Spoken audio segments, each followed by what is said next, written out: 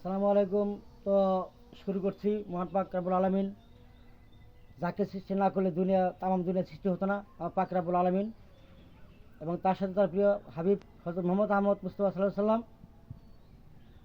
আমি আরম্ভ করতেছি মধ্যনগর উপজেলা আওয়ামী লীগ অঙ্গ সংগঠন, আমার হাইকমান্ডে যারা আছেন তাদের প্রতি জানাই আমি আন্তরিক শুভেচ্ছা অভিনন্দন। আমি এখন অবস্থানে আছি 1 নং উত্তর বংশীকুণ্ডা ইউনিয়ন।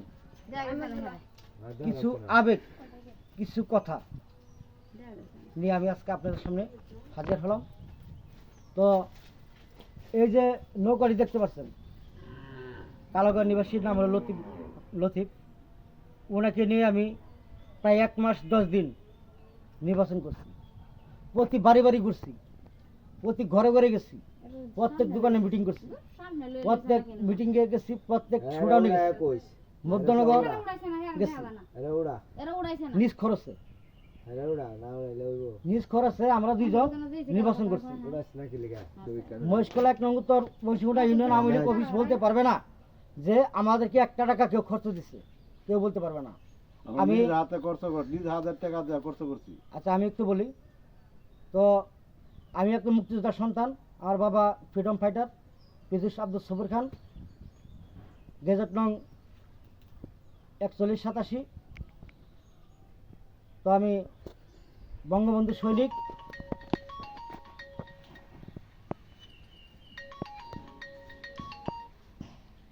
আমি বঙ্গবন্ধুর আদর্শ নিয়ে বাঁচতে চাই। যতদিন বেঁচে থাকবো আমি বঙ্গবন্ধুর আদর্শ নিয়ে বেঁচে থাকবো। বঙ্গবন্ধুর জন্য, নৌকার জন্য, প্রধানমন্ত্রী শেখ হাসিনার জন্য যদি মৃত্যুবরণ করতে হয় আমি তা করবো ইনশাল্লাহ।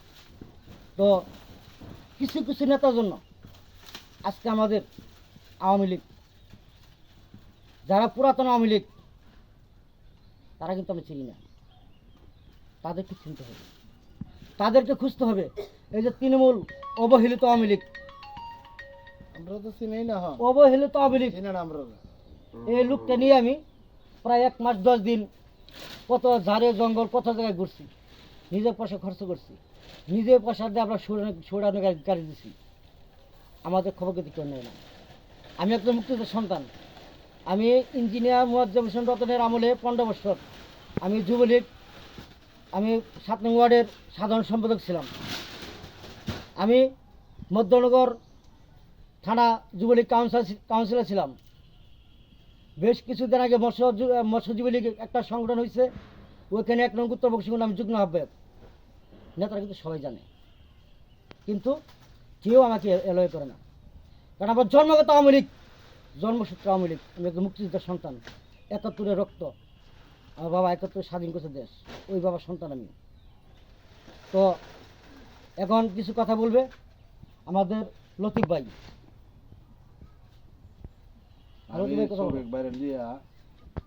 পুরা নির্বাচন নিজের হাতের টেকা দেয়া রিক্সা লইয়া বনে বনে ঘুরছি, বাইরে বাইরে ঘুরছি, দোকানে দোকানে সারা দেশ ঘুরে বেড়াইছি। মদিনাগরও গেছি, বড় বড় মিছিল যত হয়েছে সব রাইতে গেছি আমি নিজের হাতে। কেউ বড় বড় যে তারা নেতারা আছে কেউ 1 টাকা আমার দেয়নি। আমি আমার হাতের টাকা দেয়া আমি নির্বাচন করেছি। এই শফিক ভাই আমার সাথে রয়েছে, হ্যাঁ সবসময় আমার লগে রয়েছে। সবসময় যে বেলায় গেছি বলে আমার সাথে রয়েছে। হুন্ডা ভাড়া চাইলে হুন্ডা ভাড়া তারা দিছে না। যদি অফিসে গেছি হ্যাঁ আমরা হেরা আরো বালা হয় না, হিংসা করে। আমরা গরিব মানুষ, কি করবো। মাননীয় এমপি মহোদয় অ্যাডভোকেট রঞ্জিত সরকার, তো ওনাকে আমি দাদা বলে সবসময় ডাকি। বেশ অনেক দিন আগে যখন মুশকিল আপনি আসছিলেন তখন কিন্তু আমরা মঞ্চ পরিচালনা আমি করছি। মঞ্চ বাংলা থেকে শুরু করে সব কিছু কিন্তু আমি করছি। তখন আপনি আমাকে পিঠের মধ্যে থাবা দিয়ে বলছিলেন, বাহবা দিয়েছিলেন, শফিক তুমি ভালো ব্যবস্থা করতে পারবে এবং মঞ্চ পরিচালনা করতে পারবে। তখন আমি দোয়া করলাম। তো শতধিক চিন্তা করার পরে এই যে অবহেলিত একটা লোক, তাকে নিয়ে 1 মাস ঘুরলাম। তাকে একটা আমি দলীয় কার্ড দিতে পারলাম না, একটা কম্বল এই মতো দিতে পারলাম না। আমার কোনো কিছু দরকার নাই। যতদিন বেঁচে থাকবো আমি আওয়ামী লীগের জন্য নিঃস্বার্থে আমি কাজ করে যাবো। প্রথমে হাত থেকে 10 হাজার খরচ আমি করবো। আর এই যে একটা লোক, তাকে নিয়ে আমি ঘুরলাম, যে তাকে আজ পর্যন্ত কোনো নেতা, কোনো কর্মী তাকে ডাক দেয়, কোনো অনুদান বা কোনো খরচ বা কোনো এই যে 1 মাস 10 দিন ঘোরার বিনিময়ে একটা কম্বল কি জিনিস তাও দেয় নাই, প্লাস এই যে কিছুদিন আগে একটা দলীয় কার্ড আসছে তাও দেয় নাই। আমি একজন মুক্তিযোদ্ধার সন্তান হিসেবে আমার অবশ্যই এটা বোঝা আমার কাছে বোঝা দরকার ছিল বা জানার দরকার ছিল যে দলীয় কার্ড আসছে। শফিক, তুমি আমাদের সাথে নির্বাচন করছো, তুমি সক্রিয় আওয়ামী লীগ, তুমি আওয়ামী লীগের বংশধর, তুমি আওয়ামী লীগের জন্মগত আওয়ামী লীগ। আসো, তোমাকে এটা একটা পরামর্শ করি, তোমার তো ভোটার আসছে, তোমার কথা দু একজন ভোট দিচ্ছে, তোমার তো 1-2 জন গরিব আছে, তো তোমার মতে তুমি একজন একটা জিনিস দাও। বড় কষ্টের বিষয়, বড় দুঃখ বরাকান্ত মন নিয়ে আজকে আমি একটা ভিডিও বানাইতে যাচ্ছি, খুব কষ্ট ভিতরে। আসলে যারা এক বেলা করছে স্বতন্ত্র, আরেক বেলা করছে কেতলি, হাফ টাইম করছে নৌকা, তার সামনে তো আজকে বাহাবা, তার সামনে তো জয় বাংলা। আর আমরা রক্ত দিতে প্রস্তুত, আমরা জান দিতে প্রস্তুত। আমি একজন মুক্তিযোদ্ধার সন্তান, আমাদের খবর চলে না। তো অনেক কথাই বললাম। মাননীয় সংসদ অ্যাডভোকেট রঞ্জিত দাদা, আপনার চরণে হাজার হাজার ভক্তি।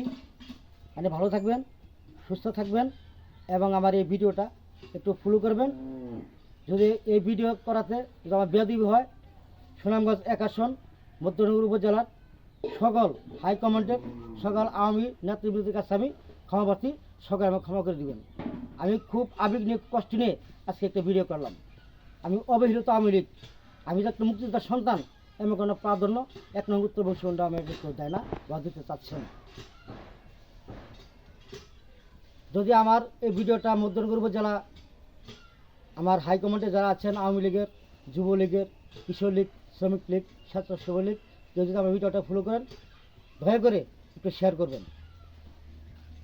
জয় বাংলা, জয় বঙ্গবন্ধু, জয় বাংলাদেশ আওয়ামী লীগ, জয় হোক বাংলাদেশ মেহনতি মানুষের, জয় হোক প্রধানমন্ত্রী শেখ হাসিনা, জয় বাংলা, জয় বাংলা।